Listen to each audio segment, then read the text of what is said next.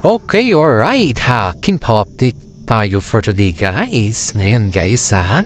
Bago natin umpisan na ating YouTube channel, gusto ko lamang pumapasalamat sa lahat at pag-like, subscribe, and share naman po yung ating YouTube channel na Peanuts Vlog. Ayun dito ha. Ang dami nating updates kagabi guys. Patuloy sa kaganapan ng mga interviews at ngayon guys talagang inamin nila Paolo Avellino at saka si Kim Chiu na komportable sila sa isa't isa. Ibig sabihin yan guys is may naaamoy na naman tayong bagong movie. Hindi naman natin pwedeng sabihin na hindi kasi pag ganyan kasi ni estilyo o ganyan ni style sa mga showbiz ay talagang amoy na amoy mo yung bagong movie. Hindi pa napapalabas ang My Love Will Disappear. Ngayon pa lang ipapalabas. May naluluto na naman tayong bagong movie nila guys. Kaya sabi dito sa kanilang interview na they are comfortable with each other. Ibig sabihin nun guys, may bago na naman diba? Kaya tayo dyan, kikilig na naman tayo at kinikilig. Halos pakiligin tayo ng Kim Pawi. Sa mga iba naman dyan guys, sa interview nila is napapatunayan talaga nila sa kanilang sarili na yung paghawak kasi ni Paolo Avellino sa mga mic ay may mga iba hindi lang isa yung nag-i-interview sa kanila guys. Ang dami. Tingnan, pansin nyo yung mga mic na hawak ni Paolo Avellino. Iba yung hawak niya ngayon, saka iba na naman yung hawak niya in a movement, diba? So, ibig sabihin, yung interview nila yan, guys, is talagang tad sila ng interview kasi palabas na talaga yung My Love Will Disappear nila at kuhang-kuha naman natin doon. Gaano sila kasaya, gaano sila ka-comfortable, at gaano sila ka-confidence sa kanilang interview. Dito guys, pinahanga ni Kim Chiu ang mami ni Paolo Avellino sa kanyang mga sagot sa interview at lalong-lalo na nung sinabi na komportable si Kim Chiu kay Paolo Avellino. Dun pa lang na salitang comfortable guys is dito mo ma-identify kung ano talaga meron sa kanila. Kung ano na yung nag-uugnayan sa kanila. Or in fact naman, kilala naman natin sila na meron na. Pero tipit balikat na lang tayo sa hindi pa sila maamin eh. Pero nadudulas sila guys na sobrang dulas na dulas si Paolo Avellino. Dahil nga dito guys, yung mami ni Kim Chiu proud na proud kay Kim Chiu. At may pa-bonus pa tayo guys Itong si mami ni Paolo Avellino talagang botong-boto kay Kim Chiu guys kasi yung palabas pa lang yung area na My Love Will Disappear ay iniimbitahan na naman niya ulit si Kim Chiu sa kanilang bahay sa Baguio. Para daw magkaroon daw ng konting salo-salo dahil nga po ay alam naman natin na ngayon na yung start ng kanilang pag-launch ng My Love Will Disappear na movie nila. Dito rin natin mapagkanto guys na talagang kitang-kita mo yung kabutihan ng mami ni Paolo Avellino kay Kim Chiu dahil hindi naman lahat yung iniimbita ni mami ni Paolo sa kanilang bahay. Kumbaga is bihira lang at parang ngayon lang siya nag-i-invite ayon dito sa ating legit na sources sa dami na daw na project na ginawa ni Paolo Avellino at saka may mga katambal pa siyang kasama sa showbiz guys. Is ngayon lang daw napagtanto na mga karamihan na talaga yung mami ni Paolo Avellino ay todo suporta sa kanila ni Kim Chiu dahil si Kim Chiu po ay kinukulit ng mami ni Paolo Avellino na pumunta at panay-invite sa kanya. Kaya dito natin mapagtanto talaga guys na yan. Gustong-gusto ni mami ni Paolo Avellino si Kim Chiu. Ang daming nangyayari sa ngayon guys. Ang daming paayuda. Saka si Paolo Avellino naman guys ay nagkausap na sila ni Ate Laham patungkol sa after this launching ng kanilang My Love Will Disappear na movie ay parang may pupunta na kasi para mag out of town para sa kanilang vacation para makarefresh ba sa kanila kasi sobrang trabaho, alcoholic kasi sila sa trabaho. Sobra talaga guys, halos hindi mo na sila mahagilap dahil panay ng trabaho nila eh. Yan yung sinasabi nila dito ayon dito sa ating legit na sources. At saka guys, tuwing may nag-i-interview sa kanila, yung microphone talaga hands kay Paolo eh. Kasi tignan nila talaga kung ano yung magiging reaction ni Paolo dun sa mga tatanong nila. Ito kasi si Paolo, halos siya kasi yung bubuking sa kanila. Lalong-lalo na si Kim Chiu, binibuking na talaga yan si Kim Chiu. Nabubuking talaga sila sa kanilang ambush interview ba. At yun yung pinakaayaw naman ng mga management kay Paolo. Kasi sa bibig ni Paolo lumalabas yung katotohanan. Ang daming mga supporters at saka reporter na gustong si Paolo lang yung i-interview, yung ambush lang siya. Yung hindi siya scripted. Dahil dito mo malalaman. Yung totoong hinahanap or totoong sagot ng mga mates tungkol sa kanilang love team. Alam nyo guys, si Paolo din po ay hindi na siya mahihain sa ngayon dahil panay naman din ng media niya sa ngayon, panay na din ng sagot-sagot niya sa mga media at saka panay na din ng interview niya at panay na din ng mga hosting niya sa media guys. Ini napapansin natin kay Paolo Avellino sa ngayon, yung talagang makikita mo yung angas niya na sa ngayon. Pansinin ninyo ngayon guys, si Paolo Avellino ngayon ay very proud kay Kim Chiu dahil sa mga natatamo niyang blessing. At hindi naman yan liit sa ating kalaman na talagang kung wala si Kim Chiu, wala ang Kim Pao, diba? Wala din si Paolo Avellino, wala din ang Kim Pao. At saka blooming na blooming si Kim Chiu sa ngayon. Kaya tingnan natin guys yung katotohanan sa kanilang dalawa. Ito sa mga chika-chika patrol ba? Talagang umaapaw yung blessings ng dalawa. Saka ang daming mga fans pong nabibigay din sa kanila ng mga regalo gaya ng mga kahit it's not a big gift ba, yung bang pangkwan lang, yung parang pinapakita lang na support, yung supportado sila sa Kim Pao, support nila ang Kim Pao. Ganon lang po yung kasintay mga binibigay o regalo nila sa Kim Pao. And yet, kitang-kita mo naman dyan kung gaano naman naaliw ang Kim Pao sa kanila. Sobrang saya nila pag nakakatanggap po sila ng ganun kasimpleng regalo. At alam naman nila yan sa sarili nila. Na love sila ng fans. Kaya marami mga netizen po ang nagtataka kung bakit mas marami nagmamahal si Kim Pao kumpara sa mga ibang tambalan. At mas marami din po ang nag-uumapaw na kasiyahan dahil sa Kim Pao, diba? Ito guys, may mga paklu po tayo dito. Alam nyo guys, yung bagong mag-launch yung kanilang My Love Will Disappear, may isa kasing love team ayon dito sa loob ng showbiz sa mga legit na sources natin. Yung may isang love team na hindi naman siya sikat masyado, pero going to pasikat pa lang siya. Parang kumbaga, nabuo na yung love team na ito. Kaso nga lang, parang gusto kasi nilang pasikatin. Pero the sense kasi guys na pinag-iisipan pa daw nila kung yung movie ba na gagawin nila is papatok sa masa. Dahil, syempre, di ba nabuwag na yung Katniel. Parang ang gusto kasi nila, ibalik yung style ng Katniel sa mga bagong generasyon sa ngayon.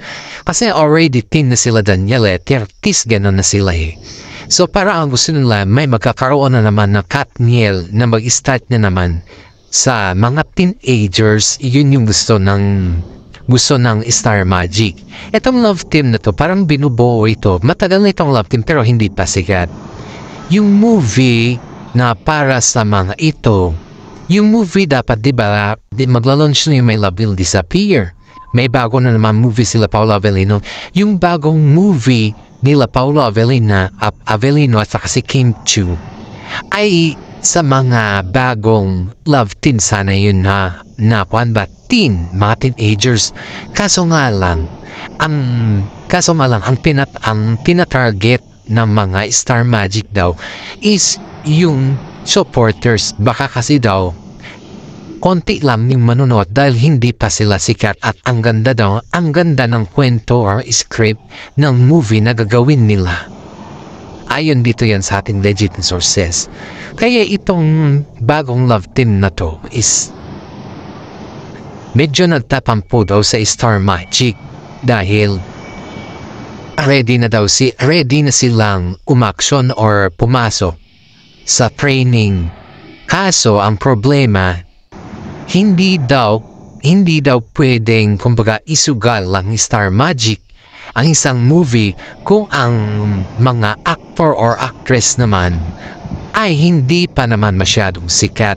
Kumbaga guys, is less earning kasi ito kung sakaling gano'n na yung kahit gaano kaganda yung movie na gagawin ng Star Magic o mga director or management, kung yung gumaganap na artista ay hindi naman sikat, parang wala ding earnings yan. Pero kapag yung maganda yung movie, maganda yung gagawin nilang movie, yung ganda-ganda ng script, tapos sa mga sikat na artista mo ibibigay o talagang patok na patok yan sa masa. Yun kasi yung kalakalan dito sa business guys is yung kung kailan sikat ka, dapat mas marami kang project kasi aabunuhan kapag hindi ka sikat guys. Ang pinag-uusapan kasi dito is yung pera or earnings ng management at ikaw. Yun Ay ito yun dito sa ating legit na sources Parang kumbaga ba is nagtatampo daw ang bagong tambalan na ito dahil ang network ay pinipili lang kung saan nila binabagsak yung mga project at ang dami ng mga kabataan or mga katambalan na willing naman na gawing new project. Hindi kasi nila maintindihan guys, even though magkatambal kayo ito yung explanation sa atin ng legit na sources natin sa loob. Hindi pa naman to napapalabas guys ito yung kwento sa loob na may mga kwento sa loob ng showbiz na hindi dapat pinapalabas. Yung kumbaga management to management lang at saka mga tao-tauhan lang yun ang inukwento pero hindi dapat yan lumalabas. Pero sa atin kasi lahat kasi ng mga ina-update natin ay nilalabas natin kung ano yung nasasagap natin na balita. Pero hindi lang natin sinasabi kung sino yung legit na sources natin. Kasi ang pinakamahirap kasi dyan guys, kung sinasabi natin yung legit na sources natin is lalong makandala mga trouble ba. Yun yung iniiwasan natin. Ngayon guys, nagkaroon daw ng hindi misunderstanding daw ang Kim Pawat dun sa teen love team. Pero na-explain hindi naman nakipag-argue ang Kim Pao sa kanila. In-explain ng kanilang side na hindi muna sila gagawa ng movie na para sa mabagong love team kasi gagawa muna sila ng mga medyo pasikat pa lang sila or magustuhan sila ng masa para sa ganon. Yes, mas mahalin sila ng masa or kanilang mga fans. Yun yung tinutumbok kasi dito. Yun din yung tinutumbok ng Star Magic para hindi daw masira or hindi naman sa masira ba. Kumbaga is para hindi masayang yung effort nila sa paggawa ng kwento sa movie na ito na ipapalabas. That's the point na bakit nagkakaroon ng sayawang idea sa loob ng showbiz Ang sayawang idea kasi guys is mini mo kasi yan. Kung titignan nila kung saan hangganan yung kasikatan mo at sino yung nagmamahal sa'yo, marami bang fans? Sikat ka ba talaga? Ano ba yung klaseng sikat meron ka? Mahal ka ba ng mga fans? Yan kasi mga category guys. Kung ikaw ay gagawa bilang isang director or scriptwriter na isang movie, talagang ang pinatarget mo dito is yung mga sikat na artista na mahal ng mga masa. Dahil pag iyan yung tinatarget, marami ka namang sa mga talents, marami ka namang kwan dyan. Guys, marami kang mai-release na pera pero mas marami din babalik sa'yo.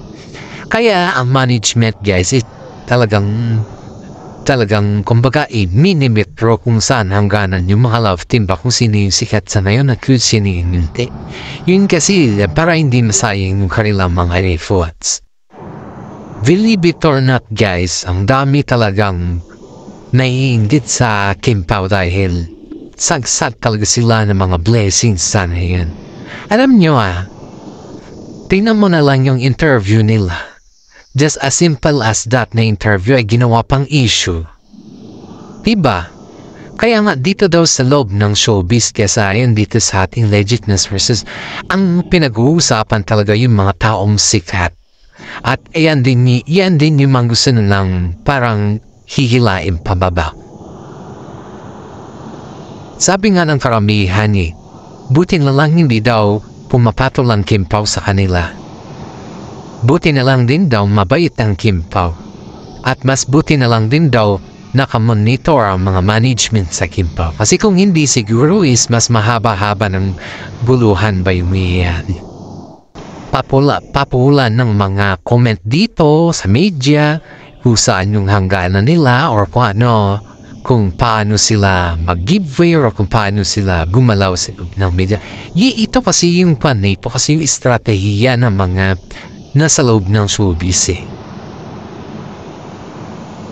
Yung pagiging comfortable nila sa isa't isa guys is pinanigan yun ng management dahil alam naman nila talaga na comfortable sila sa isa't isa. At ito pa guys, alam niyo yung dati fans ng actress na sinasabi ko sa inyo nun na parang magawa siya ng sarili niyang motive sa Kim Pao?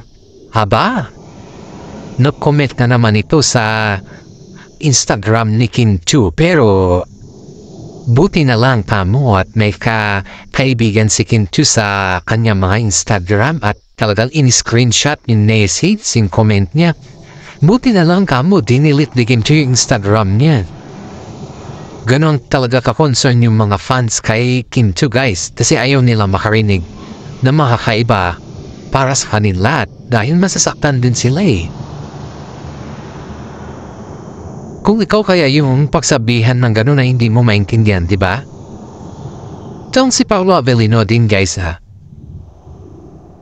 Pihikan lang ito sa media Pero nung naging sila ni Kim Chu, tignan mo naman kung gaano na siya gumalaw at paano na siya gumalaw sa lahat. Yan yung mga estratehiya na hindi mo maika-counted sa mga iba na talagang swak na swak sila sa iba ba. Talagang makikita mo, magagamay mo ang lahat sa kanila. Expect and unexpected nga yung term sa kanila dito Dami mga netizen guys ang nag-aabang na naman sa kanilang bagong movie at sana alam natin kung yung natin mga tinutumbok dito. Wag na natin namang ibas ang Kim Pao dahil yan po ay nakakasama. Sa mga fans natin dyan, na mga elderly, mga sumusubaybay sa ating YouTube channel, paki-like, subscribe, at share naman po ang ating YouTube channel guys kasi kayo na lang po yung nanonood sa akin. At yung mga iba kasi ay tamad humunod, ewan ko kung bakit at anong nangyari sa akin. At hanggang dito na lang po ang ating YouTube channel. Maraming salamat at God bless po sa ating lahat.